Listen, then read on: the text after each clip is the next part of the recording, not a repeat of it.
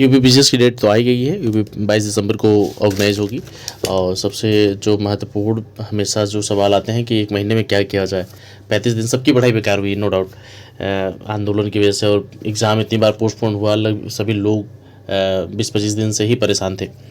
तो क्या किया जाए 20-25 दिन में? देखिए, सबसे पहली बात तो करना, आपको एकदम करना क्या है, पहले तो आपको एंग्जाइटी और ये सब चीज़ों से बच के रहना, नेगेटिविटी से। देखिए, सबके लिए समय मिला है, जो टॉपर होगा इस बार यूपीपीसीएस प्रीलिम्स में, उसकी भी इस दशा वही होगी कि क्या करूं क्या ना करूं।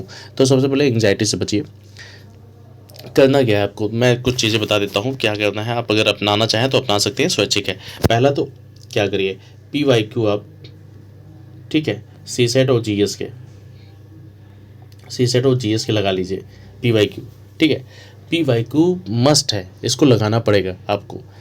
PYQ अभी लगा लीजिए, एक एक पेपर रोज सॉल्व करेंगे, उसी को तुरंत रिवाइज कर लीजिए। 12 दिन में 13 दिन में आपका PYQ पूरा खत्म हो जाएगा, ठीक है।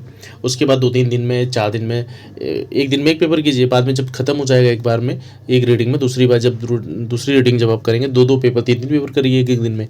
तो ऐसे करके 3-4 दिन में फिर PYQ आपका रिवाइज हो जाएगा, ठीक है। फिर उसके बाद घटना चक्र का पूर्वावलोकन, इंग्लिश वाले प्रीव्यू और हिंदी वाले पूर्वावलोकन।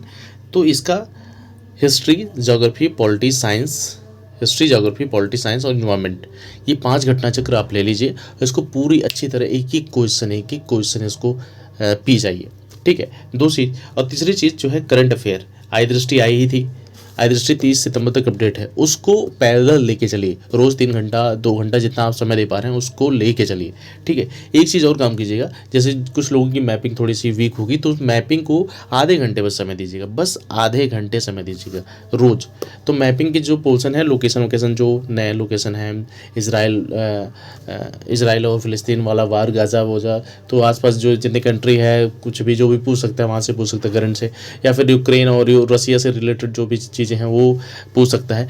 तो ऐसे चीज़ें आप लोकेशन कम से कम याद रहे, उसके लिए एटलस जो है आधे घंटे देखते रहिए। ये 3 चीज़ आपको करना होगा। क्या क्या? PYQ, GS और करंट अफेयर, इन तीनों को पैरेलल लेके चलिए। मैं विश्वास दिलाता हूँ कि 80-85 क्वेश्चन आपके GS घटना चक्र पूर्वावलोकन और PYQ से हो जाएंगे। उसको करंट अफेयर 35-40 क्वेश्चन आते ही हैं, उसमें से आपने 30 तक भी सही कर दिया, अगर सही से पढ़ा हो आपने, तो निश्चित रूप से प्रीलिम्स आराम से क्वालिफाई हो जाएगा। इस बार पद भी ठीक ठाक है, तो बहुत ज़्यादा कट ऑफ हाई नहीं जाएगी, ठीक है। तो पिछली बार की तरह ही कट ऑफ रहेगी, उस पर ही उससे ज़्यादा नहीं जाएगी कट ऑफ, निश्चित रूप से मानिए, उससे ज़्यादा कट ऑफ नहीं जाएगी जितना पिछली बार थी, उससे कम ही रहेगी, या फिर उससे ज़्यादा तो नहीं जाएगी। बस ये 3 चीज़ आप फॉलो कीजिए, पक्का है कि प्रीलिम्स के लिए बहुत समस्या नहीं होगी। और जो एंग्जाइटी और नेगेटिविटी जो भी दिमाग में आ रही है, वो सबके दिमाग में आ रही है। सभी लोग प्रोटेस्ट को लेकर परेशान थे, क्या होगा क्या नहीं। सभी लोग ये जान रहे थे कि पेपर जो है मार्च अप्रैल में जाएगा, तो सभी लोगों ने प्रीलिम्स तो शायद फोकस करना बंद कर दिया था। सब मेंस पढ़ रहे थे, कोई BPSC पढ़ रहा था। सभी के लिए समान बात है, जो फर्स्ट रैंक का सेकेंड रैंक का आएगा ना, उसकी भी यही दशा है। तो सभी चीज़ें छोड़ छाड़ कर आप 3 चीज़ों पर फोकस कीजिए। और हाँ, अगर लूसेंट अगर आप कर पा रहे हैं, समय बच रहा है आपके पास, तो लूसेंट आप पढ़ लीजिए, ठीक है। लूसेंट में सारी चीज़ें मत पढ़िए, उसमें हिस्ट्री, ज्योग्राफी, पॉलिटी और साइंस, ये 4 चीज़ें पढ़ लीजिए, क्योंकि रिवीजन के लिए सबसे बेहतरीन जो है बुक वो होता है, ठीक है। अभी तक यही कीजिए आप लोग, और ये फॉलो कर सकते हैं। ये तो आपकी स्वैच्छिक है, ये अनिवार्य नहीं कि आप मेरी बताई चीज़ों को फॉलो करें, क्योंकि 7 बार प्रीलिम्स क्वालिफाई करने का अनुभव है, तो मैं जो अनुभव है उसी में से आपको बता रहा हूँ, ठीक है। बाकी कोई चीज़ हो तो आप मुझे कमेंट सेक्शन में पूछ सकते हैं, जो भी होगा मैं आपको जवाब दे दूँगा। धन्यवाद।